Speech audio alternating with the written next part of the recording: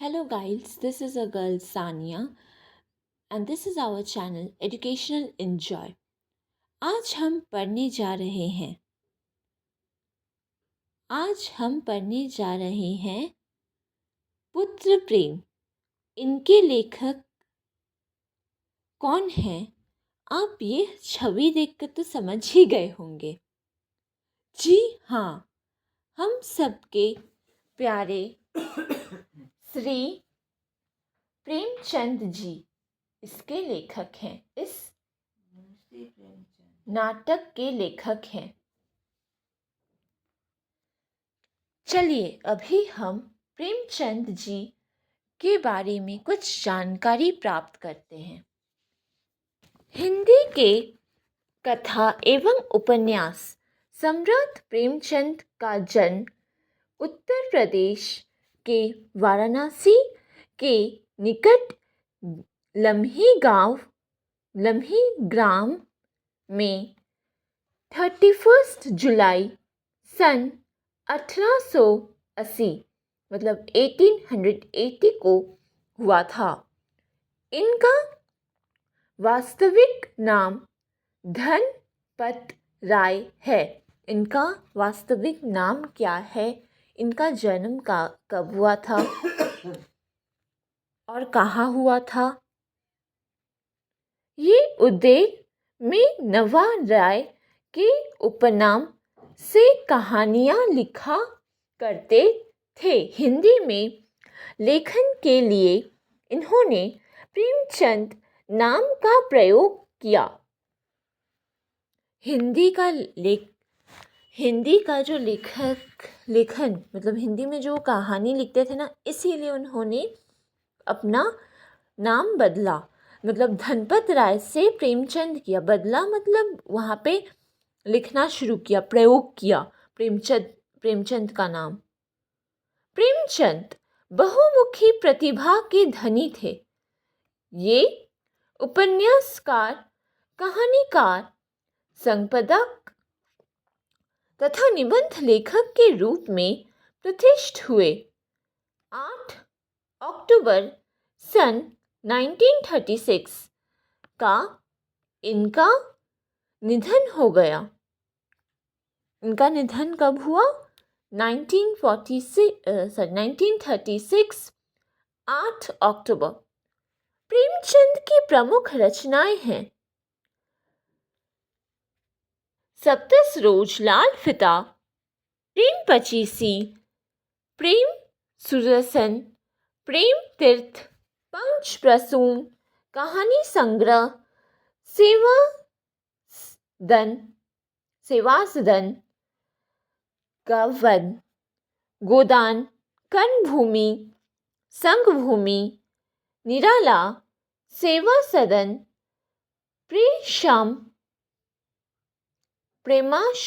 प्रेषम गलती से बोल दिया मैंने, कायकल्प, उपन्यास संग्राम करवल्य, प्रेम के वादी नाटक।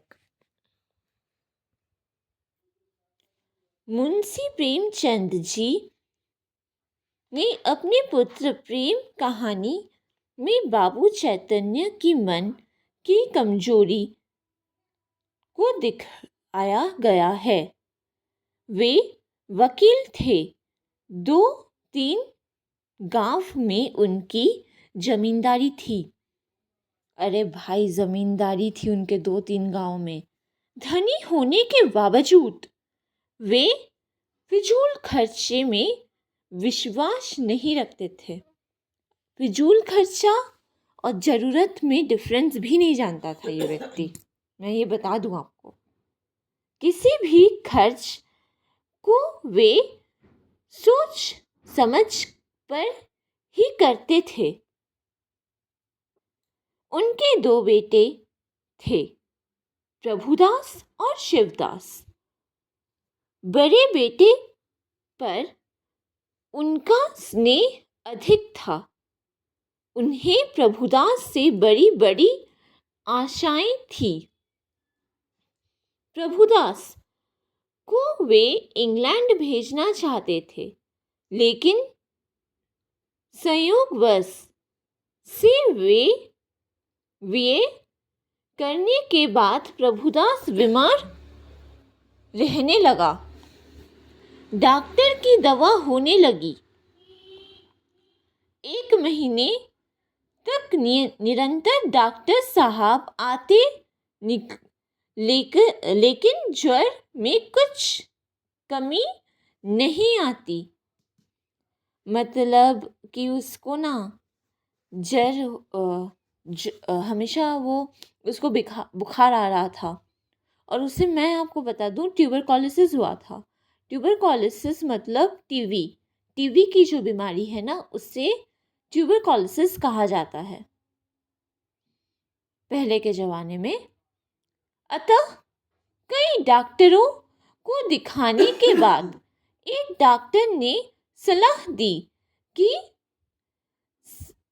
शायद प्रभुदास को टीबी हो गया है। टीबी तो लिखा हुआ है यहाँ पे, पर आप लोग को ट्यूबरकुलोसिस लिखना है, ठीक है। यह अभी फेफड़ों तक नहीं पहुंचा। अगर फेफड़ों तक पहुंच जाता है ना तो ट्यूबरकुलोसिस में कोई नहीं बचता है। टीबी यानी ट्यूबरकुलोसिस, मैं पहले ही बता दे रही हूँ, सारे बुक में ट्यूबरकुलोसिस लिखा हुआ है, पर इधर ट्यूबरकुलोसिस नहीं लिखा हुआ है। अतः इसे किसी अच्छे सेनेटोरियम में भेजना ही उचित होगा।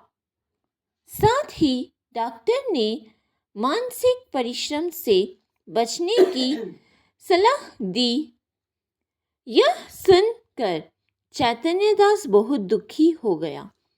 मतलब ये जो डॉक्टर है ना, वो कह रहा है कि अगर आप लोग प्रभुदास को बचाना चाहते हैं तो ये बीमारी अभी तक फेफड़ों पे नहीं आई है। सेनेटोरियम मतलब पहाड़ी इलाकों में जो हॉस्पिटल्स नहीं होते हैं, उधर भेजने का। तब प्रभुदास जो है, संभावना है कि वो ठीक हो जाए, क्योंकि पहले ज़माने में टीबी का तो कोई इलाज नहीं था, और वो जब फेफड़ों में पहुंच जाता था तो इंसान बचता ही नहीं था। अभी के ज़माने में फेफड़ों तक पहुंच जाने से इंसान बच जाता है, पर पहले के ज़माने में नहीं होता था। कई महीनों के बीतने के बाद प्रभुदास की दशा दिनों दिन बिगड़ती चली गई। मतलब उसकी हालत और कमज़ोर होती गई, उससे और बुखार आते गया, मतलब उसकी हालत अनदेखा जैसा हो गया। वह अपने जीवन के प्रति उदासीन हो गया। मतलब उसे अब ऐसा लगने लगा कि वो और जिंदा नहीं बचेगा, वो मर जाएगा।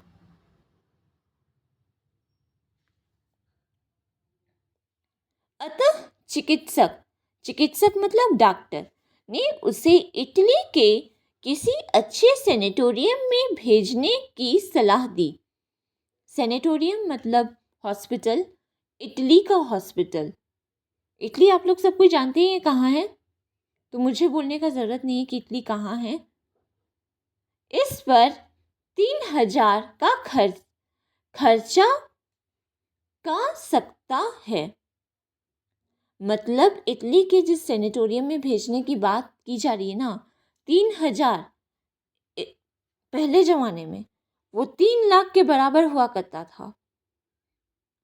इस पर घर में चैतन्य दास जी द्वारा विवाद हुआ।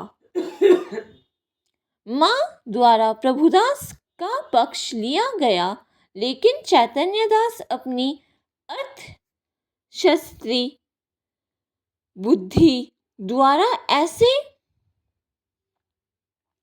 किसी कार्य में खर्च नहीं करना चाहते थे जिसमें लाभ होने की शंका हो।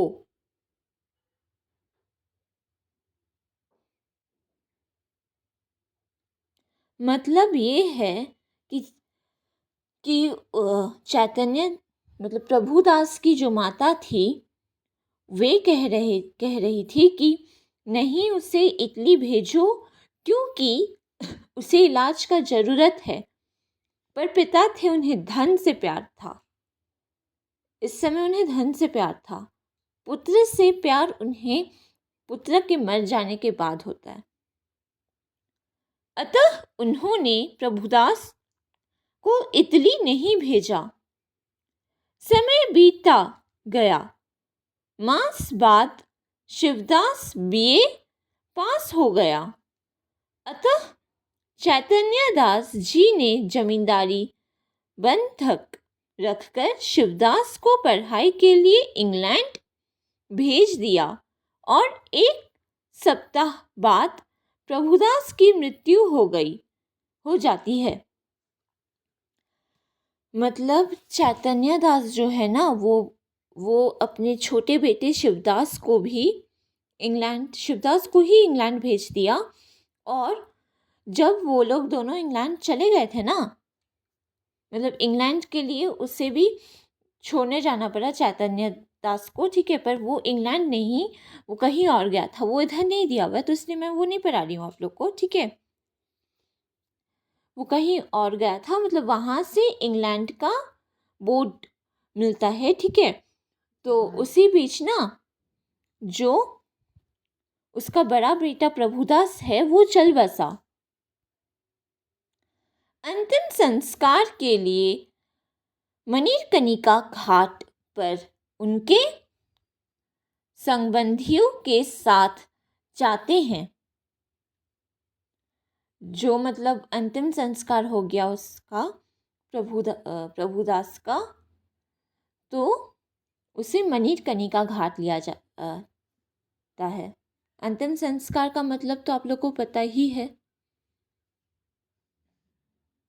बॉडी को तो जला दिया जाता है, उसे कहते हैं। उस समय वह बहुत दुखी थे। उनके अर्थशास्त्र पर उनका पुत्र प्रेम हावी हो रहा था। मतलब अभी उसे रियलाइज हो रहा है कि अगर वो चैतन्य दास को अभी रियलाइज हो रहा है कि अगर वो उस वक्त उसे इटली भेज देता ना, तो आज उसे प्रभुदास को खोना नहीं पड़ता। वे बार बार सोच रहे थे कि यदि 1000 रुपए खर्च कर दिए होते तो स्वयं संभव है प्रभुदास स्वस्थ हो जाता। ये तो सच बात बोल रहे, अगर उसने मतलब कोशिश ही नहीं की और प्रभुदास चल बसा। अतः वे गालिनी शोक और पश्चाताप से संपन्न हो गए। अब उसे पछतावा हो गया। एक कहावत है ना, जब चिड़िया चुग गई खेत तब क्या कर सकते हम लोग। मतलब जब सही समय था तभी उसने कुछ नहीं किया, पर अब तो चिड़िया चुग गई खेत। अकस्मात उनके कानों में शहनाइयों की आवाज सुनाई आई। अब उसके कान पे क्या आया? शहनाई की आवाज। उन्होंने देखा कि मनुष्य को एक सुमह गाते बजाते हुए पुष्प की वर्षा करते हुए वे घाट पर पहुंचकर अर्थी उतारी और चिता सजाने लगे। चैतन्य दास ने एक युवक से पूछा, तो उसने बताया कि यह हमारे पिताजी थे। अंतिम इच्छा के अनुसार उन्हें हम मणिकर्णिका घाट पर ले आए। यहाँ तक आने पर सैकड़ों रुपए खर्च हो गए, लेकिन लेकिन बूढ़े पिता की मुक्ति हो गई। धन इसलिए होता है, युवक ने बताया,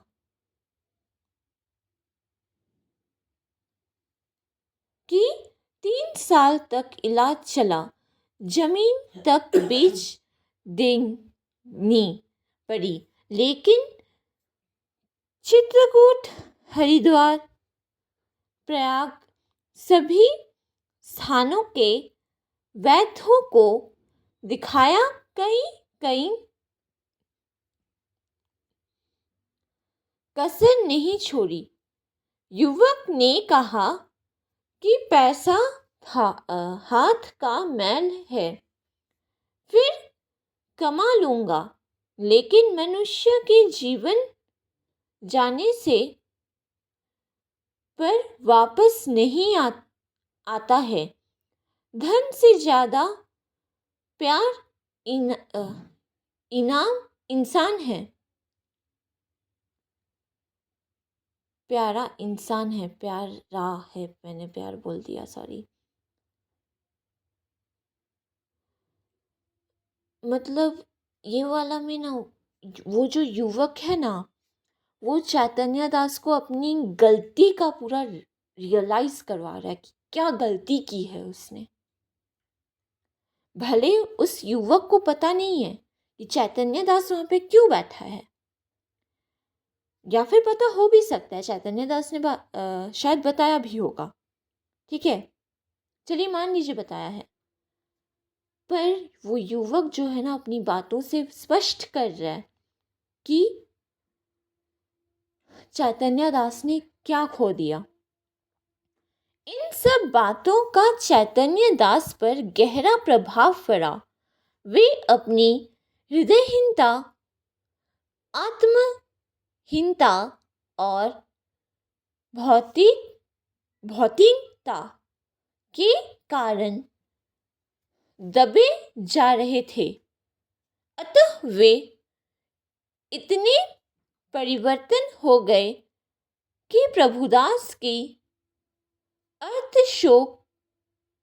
अर्थशोक मतलब हम लोग जो 13 दिन तक करते हैं ना, अर्थशिष्ट, वही सब बोला जाता है, अर्थश्रेष्ठ में हजारों रुपए खर्च कर डाले।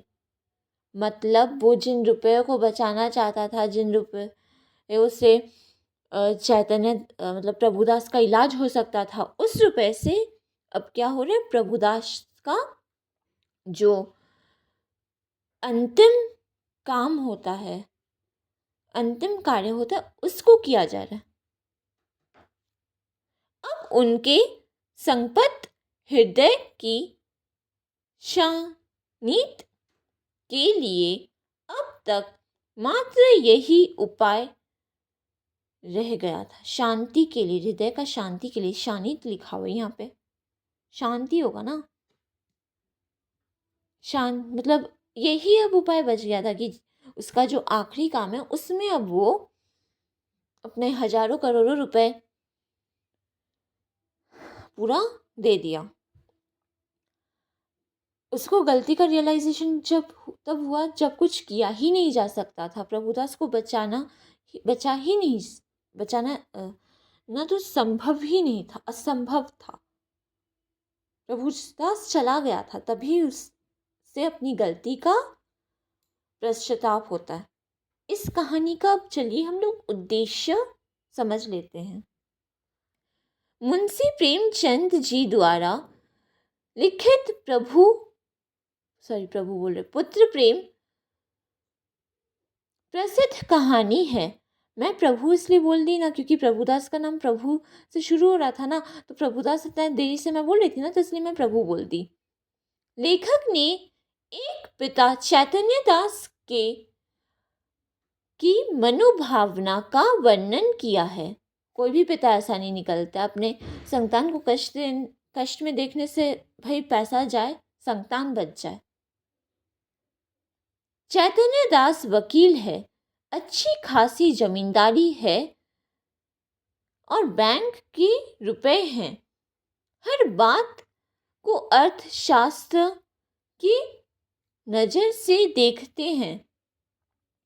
हर बात को अर्थशास्त्र की नज़र से देखने लगा तो अपने बेटे के जीवन को भी अर्थशास्त्र के नज़र से देखने लगा। बिना फफेदे ने कई कार्य नहीं करते हैं। मतलब बिना सोचे समझे तो वो कार्य करते ही नहीं कि इसमें पैसा खर्च होगा कि नहीं, इसमें पैसा बचेगा कि नहीं। पैसा खर्च होगा तो वो पैसा मुझे 10 गुना ज़्यादा में मिल जाए कि नहीं। उन्हें अपने बड़े पुत्र प्रभुदास से बड़ा प्रेम है। प्रेम तो था, हाँ प्यार था, वरना वो इलाज नहीं करवाता। उससे वे बड़ी बड़ी आशाएं पाल रखे हैं। हाँ, प्रभुदास से उसने प्रेम किया, प्यार किया, तो जिससे ज़्यादा प्यार करते हैं ना उसी से आशाएं बहुत होती है। दैव इच्छा से वह बीमार पड़ जाता है। किसी का इच्छा तो नहीं रहता है, पर यहाँ पे लिखा हुआ है द्रव्य इच्छा से।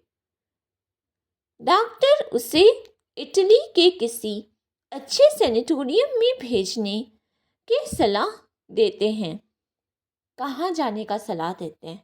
इटली में किसी अच्छे सैनिटोरियम।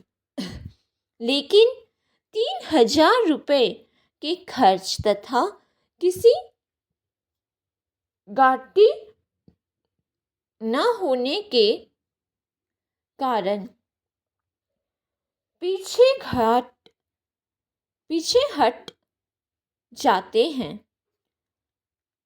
बस 3,000 रुपये खर्च होने के कारण वो पीछे हट जाता है। 3,000 रुपये मुझे बस नहीं कहना चाहिए, पर बस मैं इसलिए कहती रही हूँ क्योंकि किसी के जीवन के आगे 3,000 रुपये तो बस ही है। पहले ज़माने में बोलो, आज के ज़माने में बोलो, कल के ज़माने में बोलो, 3,000 क्या 3 करोड़ रुपये भी बस ही है किसी के जीवन के आगे।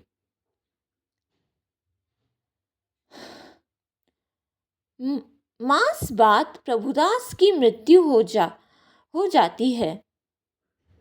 हाँ, कुछ महीनों के बाद तो प्रभुदास का मृत्यु हो ही गया था। आप लोग ने पढ़ा भी है ये। मणिकर्णिका घाट पर युवक की बात सुनकर आत्मगलीन से भर जाता है। 3,000 रुपये के लालच में पुत्र को खो दिया, अतः उनका हृदय परिवर्तन होता है। प्रभुदास की अंत्योक्ति में वे हजारों रुपए खर्च कर डालते हैं। लेखक कहानी के माध्यम से यही उद्देश्य देना चाहते हैं कि हम में धन का लालच नहीं करना चाहिए। स्वार्थ को पर हित की बात सोचना कर चाहिए। जान है तो जहान है, जान है तो जहान है। मर जाने के बाद कहीं लौट कर नहीं आता है। हाँ, प्रभुदास क्या लौट के आ सकता है? उसके पिता चैतन्य दास के पास नहीं आएगा या ना? ये भी चैतन्य दास को सोचना चाहिए था ना। तभी बाद में जब उनको पश्चाताप होता है तो अंतिम संस्कार का काम करता है वो। अतः मानवतावादी दृष्टिकोण अपनाना ही उचित है। हाँ, हमें अपनी मानवता को जिंदा रखना उचित है। अरे जब भाई चैतन्य दास अपने पुत्र प्रभुदास को कष्ट में देख रहा था तभी उसे कष्ट तो हो रहा था, पर उसे अपना पैसा खर्चा नहीं करना था। अब चलिए हम लोग शीर्षक की सार्थकता पढ़ लेते हैं इस कहानी के। मुंशी प्रेमचंद जी ने पुस्तक कहानी प्रस्तुत कहानी पुत्र प्रेम में बाबू चैतन्य दास की कमजोरियों को दिखाया है। मैंने तो अभी बताया कि क्या क्या कमजोरी थी उसकी। सबसे बड़ी कमजोरी पैसा थी। पैसा के लिए वो अपना बेटा खोने को तैयार नहीं था, पर मैंने बोल दिया क्योंकि उसे अपने बेटे को इटली नहीं भेजना था। वे वकील थे। 2-3 गांव में उनकी जमींदारी थी। धनी होने के बावजूद फिजूल खर्च में वे विश्वास नहीं करते थे। बस इतना ही जरूरी है। अब चलिए हम लोग प्रश्न उत्तर देख लेते हैं। प्रश्न नंबर 1, बाबू चैतन्य दास के साथ मनीकर्णिका घाट पर कौन सी घटना हुई जिसने उन्हें उनकी हृदयहीनता का आभास कराया? मैं पहले एक शॉर्ट से बता दे रही हूँ, ठीक है। जो वो युवक था ना, उसने बताया कि उसके जो पिताश्री थे वो मर गए, पर उसने एक चांस भी नहीं छोड़ी। उसने अपने पिता को बचाने की बहुत कोशिश की, पर नहीं बचे। ये बात अलग है कि नहीं बचे, पर उस युवक ने ये भी कहा कि हाँ, मैं बचा नहीं पाया, पर मैंने हर वो कोशिश की, अभी भी कर रहा हूँ। चाहे ज़मीन मेरी चली जाए, पैसे चले जाए, मुझे कोई अफसोस नहीं, बस मुझे मेरे पिताश्री वापस चाहिए। उत्तर अब पढ़ लेते हैं, यहाँ पे क्या दिया हुआ है। आपको ये समझ के ही लिखना है, पर फिर भी हम लोग कीवर्ड्स के लिए एक बार पढ़ लेते हैं। पुत्र प्रेम कहानी के में जिस महत्वपूर्ण बिंदु को उद्घाटन करने का प्रयास किया गया है वह यह है कि मनुष्य की लोलुपता मतलब जो पैसों के लिए लालची होते हैं, या फिर बहुत कोई लालची नहीं भी होते हैं, ठीक है, किस प्रकार उसकी हृदयहीनता बनकर उसके अपने नाश का कारण बन जाता है। पर यहाँ पे मैंने कहा जो लोग लालची होते हैं पैसों के लिए, मतलब पैसे हैं, खर्च नहीं करना है। मानती हूँ कि हमें पैसे बचा के चलना चाहिए, पर ज़रूरत और अप्रयोजन चीज़ में हमें थोड़ा डिफरेंस भी जानना चाहिए। बाबू चैतन्य दास का यह विचार कि परखों की संचित जायदाद और रुके हुए रुपए किसी अनिष्ट हित की आशा पर बलिदान नहीं कर सकता।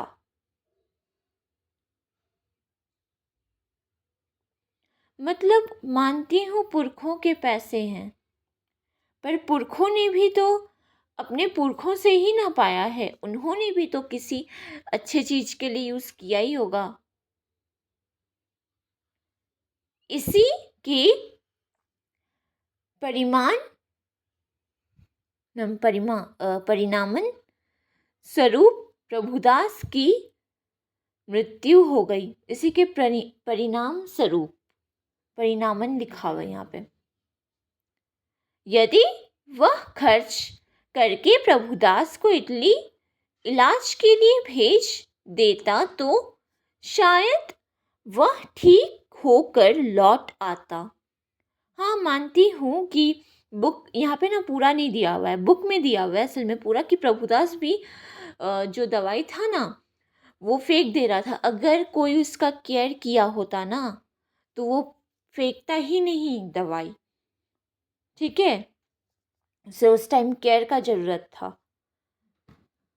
सच बोल रही हूँ, जो गद्य संकलन बुक है ना, मैं उसमें से पढ़ी हूँ पूरा, बस क्योंकि आप लोग को समझ नहीं आएगा इसीलिए मैं PDF फॉर्मेट में करने के लिए एक गूगल से लिंक लिया था, उसमें से की हूँ। ठीक है, इसमें पूरा स्टोरी नहीं लिखा हुआ है। पूरा स्टोरी में बस उस प्रभुदास की जो माँ है ना, वही उसका साथ दे रही थी प्रभुदास को ठीक करने के लिए, और उसका भाई जो शिवदास है और पिताश्री, पहले शिवदास तो बाद में साथ दिया था कि नहीं मेरे बड़े भाई को इटली भेजो, अपने माँ के आवाज़ के सामने कमज़ोर पड़ के, वरना उसका भी मन नहीं था कि प्रभुदास को इटली भेजने का।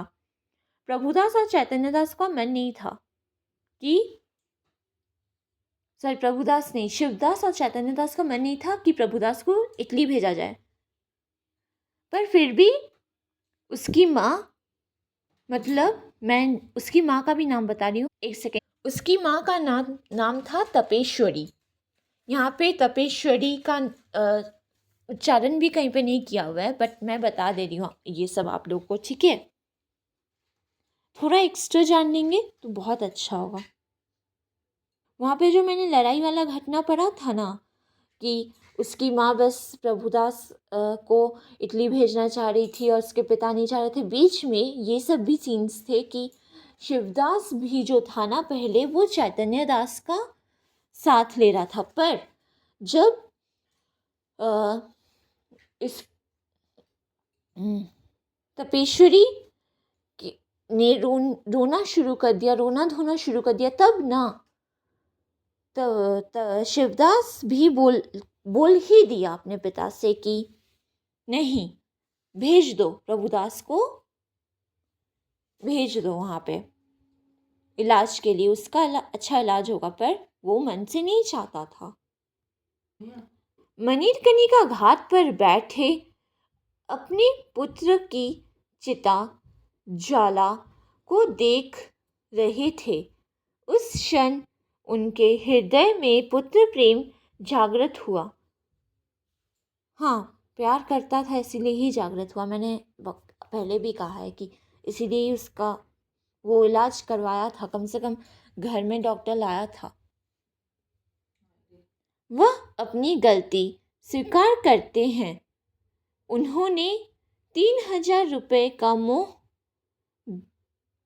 उन्होंने 3,000 रुपये का जो मुँह देख करके अपने पुत्र को खो दिया। हाँ, उसके बाद तो अपना पुत्र को खो ही दिया उसने। बाद में मुझे चैतन्य दास के लिए भी बहुत करुणा हो रही है, सच बोल रही हूँ। किसी भी माता पिता को अपने संतान को इस तरीके से नहीं खोना चाहिए। उनके हृदय में गलीन शोक और पश्चाताप था, होगा ही। क्यों नहीं होगा भाई? चंद पैसों का मुंह देखा और अपने पुत्र को ही भूल गया। तभी धूमधाम से आती हुई एक अर्थी उतारी गई। बाबू चैतन्य दास विस्मित होकर एक युवक से उस अर्थी के बारे में पूछते हैं। युवक बताता है कि यह उसके पिता को वो दादा कहता था वो युवक, ठीक है, कि अर्थी है। वे बीमार थे, उनका बहुत इलाज कराया, घर की सारी पूंजी उनके इलाज पर खर्च कर दी, थोड़ी सी जमीन भी बेच दी, पर दादा ठीक ना हो सके।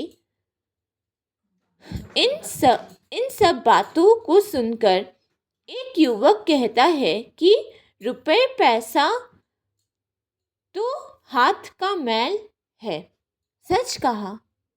ये सब बातों को सुनकर जो युवक ने कहा ना, वो सच कहा कि रुपए पैसे तो हाथों के मैल है, जीवन ही तो असल धन संपत्ति है। मैं कह रही हूँ, जीवन ही तो असल धन संपत्ति है।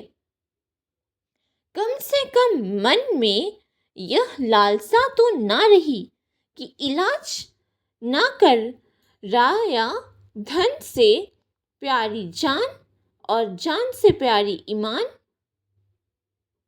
धन से तो प्यारी जान ही होती है, जान से प्यारी हमारी आत्मसम्मान है। युवक के द्वारा कही गई इन बातों और इस घटना से बाबू चैतन्य दास को अपनी हृदयहीनता दिखाई दे रही थी। उनके अंदर की ज्वाला उस चिंता की ज्वाला से अधिक दंतकारी थी। उनके चिंतित पर इस घटना का इतना प्रभाव पड़ा कि प्रभुदास ने अंतशोक संस्कार में हजारों रुपए खर्च कर डाले। उनके संपत्त हृदय की शांति के लिए अब एकमात्र यही उपाय रह गया था। मैंने एक फूल की चाह पढ़ाया था ना आपको, ये मुझे लग रहा है इसका पूरा ही ऑपोजिट कहानी है। एक फूल की चाह एक कविता था और ये तो कुछ और, पूरा दोनों एक ही चीज़। दोनों में क्या हो रहा है, दोनों ही अपनी संतान को खो रहे हैं, पर इसे खोने से पहले एहसास हो गया था एक फूल की चाह में कि मुझे मेरी बेटी को कैसे भी हो बचाना है। इसे था कि पैसों से पहले जीवन का, चैतन्य दास को था कि पैसों से पहले जीवन का कुछ मूल्य ही नहीं है, पैसे रहेंगे तब जीवन रहेंगे। पर फिर बाद में जब उसे चैतन्य दास समझ आता है तब पूरा चिड़िया चुग गई खेत। काल बलि के सामने मनुष्य का कोई बस नहीं चलता। पुत्र प्रेम कहानी के आधार पर बताए पिता द्वारा पुत्र को बचाने का उपाय और पुत्र द्वारा पिता को बचाने के उपाय में किस त्याग बड़ा था, किसके मन में शांति थी और किस लिए समझा कर लिखे। अब चलिए हम लोग ये पढ़ लेते हैं कि इधर क्या दिया हुआ है। समझाऊंगी तो मैं ऑफ कोर्स। चैतन्य दास मुंशी प्रेमचंद द्वारा लिखी गई कहानी पुत्र प्रेम के नायक है तो जो कि एक वकील है तथा अर्थशास्त्र धन अर्थित को महत्व देने वाले व्यक्ति थे। नायक मतलब आप लोग जानते ही होंगे, प्रधान चरित्र। ये मेरी मम्मी बगल से बोल रही है, आप लोग को सुनाई दिया होगा कि नहीं मुझे नहीं पता, बकवास करिए थोड़ा सा। चलिए नेक्स्ट पेज में बदल लेते हैं, फिर आप लोग से मिल। चैतन्य दास का बड़ा बेटा तपे दिन के भयंकर रोग से पीड़ित था। उसका संकरण इतना भयानक व गंभीर था कि डॉक्टर की चिकित्सा और औषधियों का कोई भी अनुकूल प्रभाव दिखाई नहीं दे रहा था। अतः डॉक्टर ने प्रस्ताव रखा कि प्रभुदास को यदि इटली के सैनिटोरियम में भेजा जाए तो संभव उसके प्राणों को रक्षा हो जाए। डॉक्टर के इस प्रस्ताव पर धन के लोभी और परोपकार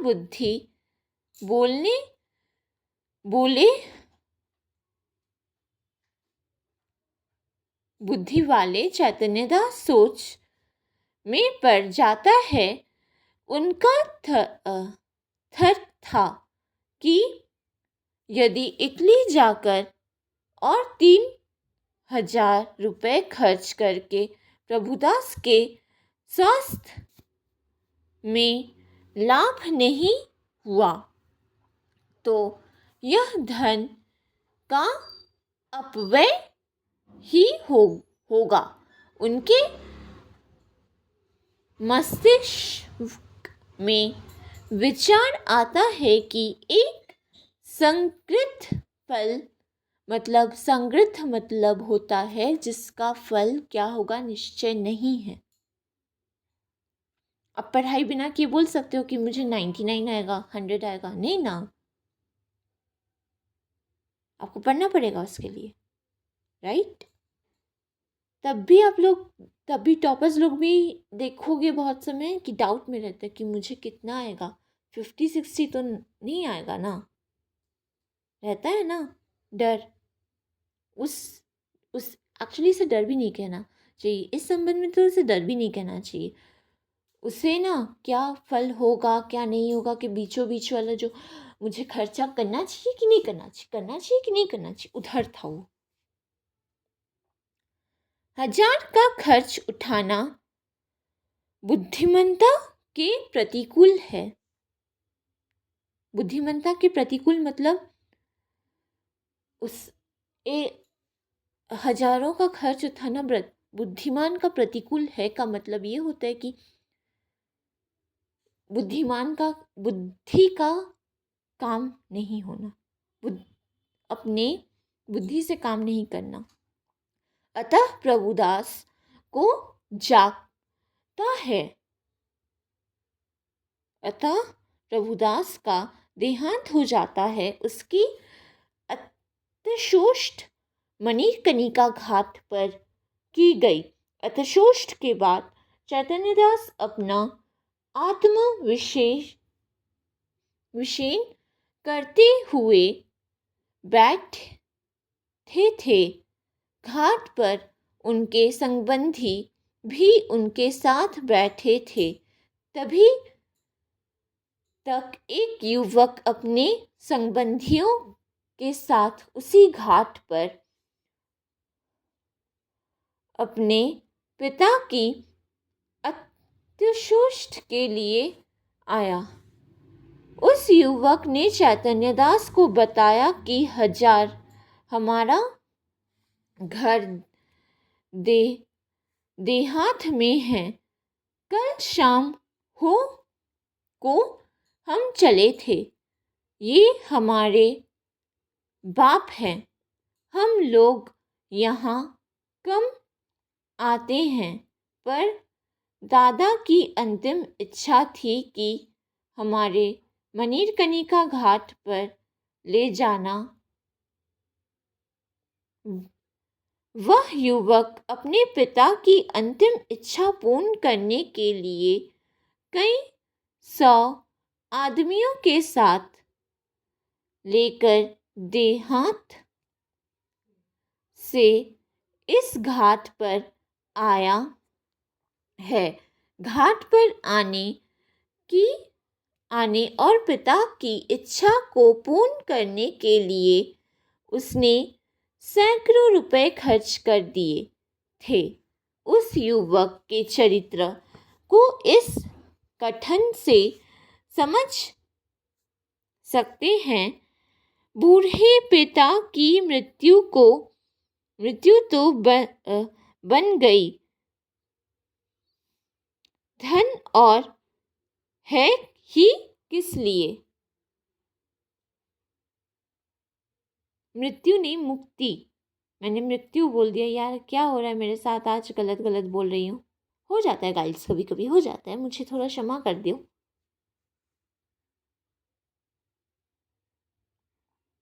चैतन्य दास को जब पता चला कि युवक के पिता को भी प्रभुदास की तरह ही तपेदिक का रोग था, बहुत चिकित्सक रखवाई गई। 3 वर्ष तो खाट पर पड़े रहे। हरिद्वार, चित्रकूट, प्रयाग आदि स्थानों पर लेकर घूमे। वैद्यों के जो भी कहा, वैद्यों ने जो भी कहा उसमें कोई कसर नहीं छोड़ी। यह सब ज्ञान होने पर चैतन्य दास को और भी अधिक गलीन हुई। गलीन मतलब गलीन, ग्लानि हुई। ग्लानि मतलब होता है कि पछतावा। तभी उसे एक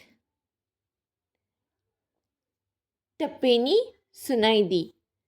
नारायण खड़ा दे तो ऐसा दे, इसके रुपयों को ठिकरे समझा।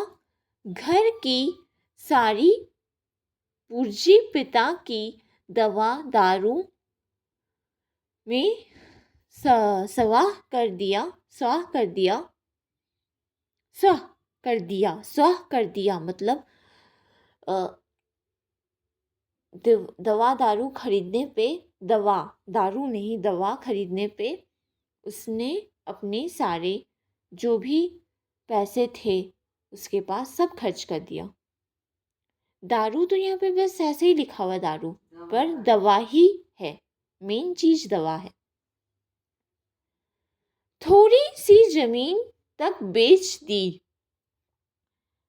पर काल बलि के सामने आदमी क्या बस है।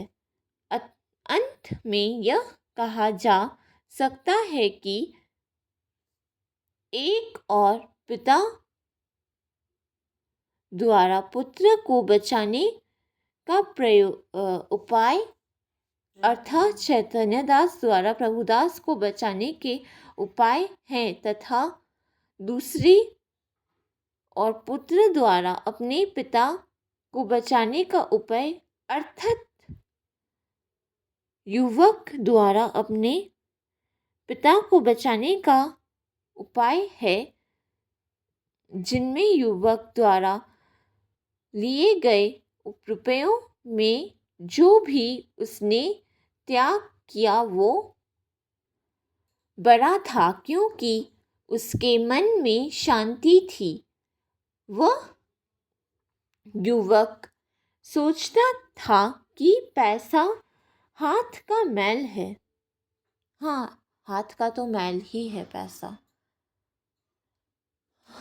क्योंकि अगर देखिए, अगर जीवन रहेगा तो हम पैसा बहुत कमा सकते हैं। अगर जीवन ही नहीं रहेगा, प्राण ही नहीं रहेगा, हम लोग पैसा कैसे कमाएंगे? कहाँ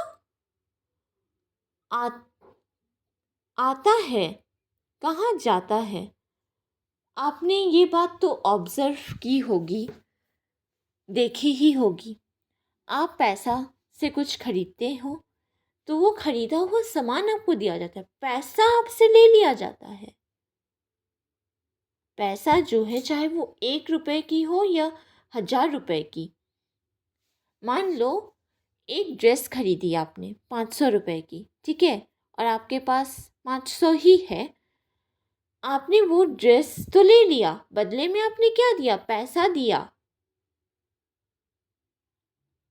तो इधर जान के बदले में पैसा देने का था, जब जो कि चैतन्य दास ने नहीं दिया था।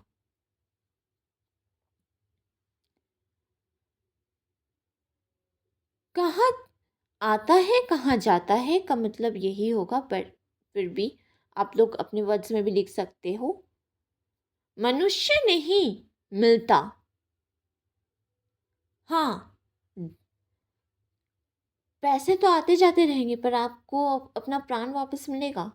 आप अपने किसी करीबी को खो दिए हो, ठीक है, वो हमेशा हमेशा के लिए स्वर्गवासी हो गया है, क्या वो आपको वापस मिलेगा? मिल पाएगा या मिल पाएगी? नहीं। जिंदगानी है तो कमाऊंगा। जिंदगानी मतलब जिंदगी, जीवन है तो मैं कमा ही लूंगा, पर मन में यह लालसा तो नहीं होगी कि हाय, यह नहीं किया। अगर जीवन है तो आप पैसे तो कमा लोगे ना। ठीक है। और किसी किसी को वो अगर पैसा इलाज के लिए चाहिए और वो आप नहीं दे रहे हो, तो आपको लालसा होगी, तो आपको पछतावा होगा कि मैंने नहीं दिया था, वो इंसान मेरे वजह से मर गया है। पर अगर आप दे देते हो तो आपको पछतावा नहीं होगा ये वाली। पर मन में यह लालसा तो नहीं होगी कि हाय, नहीं, यह नहीं किया, उस वैद्य के पास नहीं गया, नहीं तो बच जाते। हाँ, कोई भी डॉक्टर आपसे पैसा तो मांगेगा, पैसा नहीं तो कुछ ना कुछ तो मांगेगा। वो कुछ ना कुछ आपके पास है तो आप दे ही सकते हो, पैसा ही मान लो, ठीक है। अब देकर दूसरे की जान बचा लोगे ना, तो उससे आपको आशीर्वाद मिलेगी। चलिए अभी मैं ये वीडियो यहीं पे समाप्त करती हूँ। This is a girl Sania. Please like share and subscribe. अगर आपको मेरे पढ़ाने का तरीका अच्छा लगा है तो लाइक शेयर एंड सब्सक्राइब तो करना ही मत भूलना। और भी ब्लॉग्स आएंगे, जस्ट वेट एंड वॉच। और हाँ, चैतन्य दास जैसा मत बनना।